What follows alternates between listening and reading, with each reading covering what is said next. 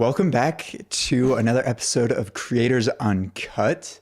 I'm Spencer, and this is our show about the business side of YouTube and social media. I'm excited today because we've got Rob and Sarah from the Tool Show with us, and they were actually one of the first people we started working with in the YouTube industry. So we thought it would be a good homage to have them as one of our first guests on the show. That's so nice. Thank you for being here. I feel so honored. Right? They were first, so we kind of have to have them on this podcast first, or they'll get cranky. No. So we originally started working together. I used to work at another company, and it was like an agency, and I started editing videos for Rob and Sarah, and then I left that company, and I guess you guys decided you liked me, so you followed me. We immediately went looking for you.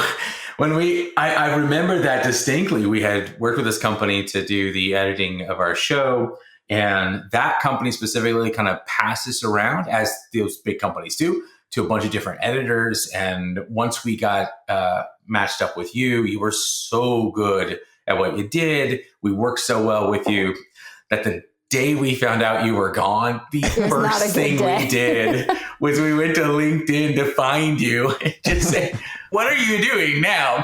Do you want to edit? Because we really like working with you. So we were really excited to see that you guys were starting your own thing, and we're hopeful that you'd take us, and been with you ever since, and absolutely love working with you guys. Yeah, it's been like 2 years now, I think, somewhere around there, or 3. Has it only been 2 years? I feel like it's been longer than that. I feel like it's been longer than that. I feel like it's been with us 10 years since I've edited. Like 2 or 3 years, somewhere around there. Either way, yeah, it's been quite a while. Yeah, but it's been a pleasure working with you guys as well. Tell us a little bit about yourselves and, how you got started into YouTube, and also the transition to like doing it full time kind of a thing. I think I can start by saying, welcome to the podcast. I'm Rob. And I'm Sarah. That's just how we introduce ourselves now. Like it's become like, it's a problem. Yeah, we produce a weekly news show about the power tool industry. So we pull content from anything that manufacturers announce that week. And then we also point you to other YouTubers, tool content on YouTube. But yeah, Rob and I have been working together for going on 9 years. I think so, yeah. Pretty sure we're headed into our 9th year, or wrapping up our 9th year. And is that just on YouTube, or is that all together working together? That is all together. Okay. So Rob owned an ad agency here in Columbus for about 20 years when I started working for him. And I'm sure we'll get into all the details of how we went from an ad agency to a YouTuber. But yeah, I started working for him in his ad agency about 9 years ago. And then we've been working together ever since. Cool. Tell me about that transition from the ad agency to YouTube. How did that come about? I'm assuming you were working on videos as the ad agency and then just kind of jumped into hosting. Yeah, as an agency, we did everything for small to medium-sized businesses. Did branding, we did marketing, we did e-commerce, we did lots of photography and videography, and that's what kind of led us to this point. And Sarah, you can correct me if I'm wrong, but I mean, we were producing what we thought were, if not to toot our own horn, was some really creative video production. I agree. A good example, one of our clients was a large real estate group, and they came to us and just said, hey, we're making videos about these houses we have available and no one's watching them. So we pitched the idea of doing, what do we call that, Sarah? Crib chasers. Crib chasers, yeah. It was a parody. Parody of House Hunters. Yeah, we literally took their customers that bought houses, and we met with them. We wrote a script for them, and then we created an episode of Crib Chasers where they're walking with their agent through the house they've already bought. And we go through all the silly tropes. Every guy, as you walk into the master bedroom, goes, this is where the magic happens. And, all those silly tropes and stuff, and turn them into these short, I don't know, maybe 8-minute long episodes. That sounds right. Yeah, we did it because we thought it would be a great tool for essentially when we would take somebody locally, because that's the market. These agents are selling houses in a market, right? Is that if we took one of their customers who is in a local place, bought a house, and we put them in an episode, they're going to be the ones that promote it. They're going to be the ones that are telling all their friends and family that, oh my gosh, we're in this little parody show, go watch it. So it literally became this kind of a creative marketing tool for growing local customers. So we did that, and we did lots of other creative video stuff. We had a new client called Ohio Power Tool, which is a power tool retailer. And they brought us in, we did all their marketing stuff and e-commerce. And we noticed that they had a YouTube channel, and it was like 1,200 subscribers there. I was gonna say they just had over 1,000 subscribers, and the videos that were on the YouTube channel were awful. They were really They were just, and they know that. We're not like dissing anyone there. Like the people who made it, they know they were not great. So we were able to take over that when we were their ad agency and put our creativity on their video series and came up with an idea for a new series that was not the Tool Show, because it had a way worse name than that at the beginning. But we launched the Power Tool Week in Review for them on that channel that they had. And it was just nuts. It took off. It actually ended up being very successful. Yeah, I was going to say, I think that first version of that weekly show we did, which, like she said, eventually turned into what the Tool Show is now. I think that after the first 2 seasons, so like a year and a half or so, we were averaging, I think at the time, like 25,000 people watching every week. Yeah. Which was just unheard of in that space. Mm-hmm. We had several peers that tried to duplicate that, and it just didn't work. So ours worked really, really well. And once it kind of grew, we were still an agency, still doing jobs for a bunch of different clients. And all of a sudden that customer wandered into our office one day and said, crazy pitch.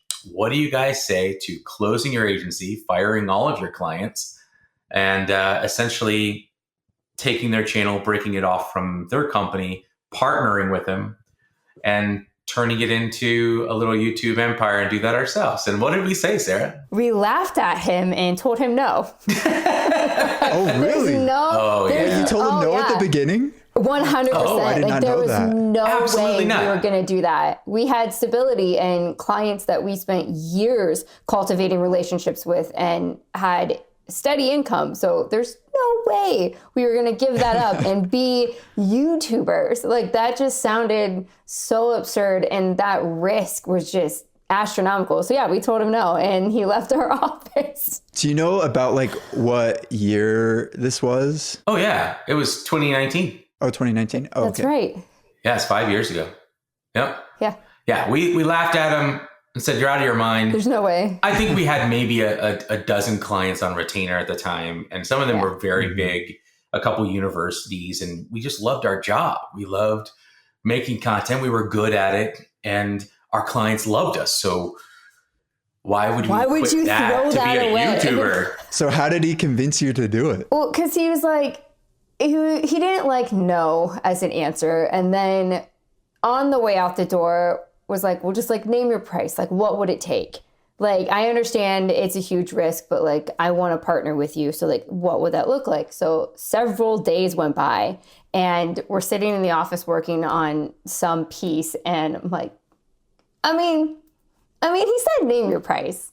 Like, what would it, okay, so hypothetically, let's play this scenario out. What would that look like? And we honestly, I feel like from my perspective, it was more of like an exercise to figure out like what that pitch would look like not to actually go after it, but it was an exercise. That's right. And so we put a pitch together, shooting for the moon. And it was a good pitch, for what it's worth. Like, and when we say a pitch, I mean, that was, as a small ad agency, that's a big part of what we would do, is that when we're trying to get a new client or convince a current client to spend some money on a fun project, you've got to be good at selling that project and putting that pitch together. Yeah. So we did. We put together, I want to say, at least a dozen slides and data and where money would come from, what we would need, what the goal was. We had spreadsheets that showed how long it would take to become profitable and the things that would make us different. But Sarah's right. There was no way, because he'd never say yes to that. Yeah, because we made the offer so good for us that, in other words, we wanted to make sure that if we were going to take the risk of closing a 20-year-old agency, firing 10 clients that are currently paying, which means you don't get those back. If it doesn't work out, right, you don't call them and say, hey, you want to be our client again? They're like, we replaced you with someone else. Yeah. So if that was going to be our risk, we knew that our partner needed to have the same level of risk. So we asked him to put a lot on the line. And so we knew he wouldn't say yes because our pitch was pretty steep. Yeah, and then he said yes. He did. We brought him into our office and did what we do with other clients. We put him on our comfiest couch. We had a really nice area for a big screen TV so we could kind of pitch our idea to him. And we pitched it and we thought he'd be like, well, but come on. And we just be like, yeah, but you asked us, so we did our due diligence. He got quiet towards the end of the pitch. And we're just like, see, there's really no way he's going to say yes to this. And he just sat there for a second. And then he's like, yeah, okay, let's do this. And then Rob and I are looking at each other like, that was not the plan. You were not supposed to say yes to this. And it's been 5 years. And it didn't take us that long to become profitable from It was like 6 months, right? It was, within that first year, it became a success. It kept growing, and we grew quite significantly over the next couple of years. Wow. So it wasn't planned. Believe it or not, neither one of us is young enough to grow up wanting to be a YouTuber. So it was not an aspiration. I think the biggest thing for us was, and why, when Sarah turns to me and says, you did say, what would it take? It's that we had been spending all this time producing what we felt was really good content for other people. We were doing it for other companies. So when we did a great job, whoever in that company that hired us, they got all the credit for it, as they should. That never bothered us. That was, but that just meant we were doing a good job. But this exercise allowed us to take that and look at it for us. Okay, we are good at it because our companies that we work for are so successful with what we're doing. What would that look like for us to be successful with our creativity and what we're passionate about? Yeah, we get to build things for us, which is crazy to me because then we're not worried about budget or personalities or political consequences within the client's company or, none of that stuff. It's literally... Let's build an empire for ourselves, and what would our favorite pieces be, and how do we make them all work together? Yeah. So when you guys first committed to that deal, did you guys jump in immediately as the hosts of the show, or did you do a couple shows with other people first? And then how did you decide to become the hosts of the show? This is fun. We started this with me insanely confident I would never be in front of the camera. That's Sarah, that was part of her deal. Never got in front of the camera for any of our client work that we did. I rarely did, just when we needed something. When we had to, yeah. Yeah, I would do that occasionally. But Sarah was never interested in being on camera at all. Perfectly reasonable request. And at the time, this was when, before we did this full time, we were producing the show for our client. And I had another employee at the time who was excited about being on camera. And so I essentially went to the two of them. I said, okay, so we need a news desk and I need two of you sitting there and you're going to read the news about power tools. And my one employee got all excited, done, I'm on board. Let's do it. Sarah was like, you're nuts. No, thank you. And I negotiated with her and eventually came to the agreement, which stands today. 7 seasons later, Sarah has never read the comments. Not even once. She does not read comments. Really? I don't read them. Yep. I don't want to know about them. In all fairness, though, I clearly bring her when people say kind, respectful things, I occasionally, just say, hey, people are mentioning this about your joke you did, that they really liked it, or whatever that thing is, and or they're complaining because you didn't yell baby chainsaw for one episode. Right.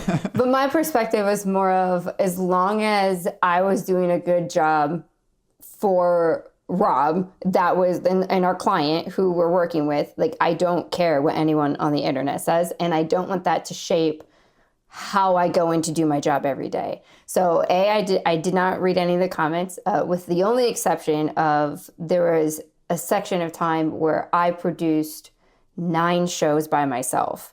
And at that point I wrote, got you all the footage, which thank you for turning that into something. That was fantastic. Those 9 episodes were the only ones that I actually read comments. And even then, our business partner helped, so I didn't have to do it by myself.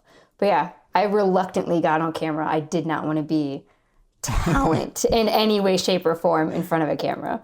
But yeah, it's been 7 seasons.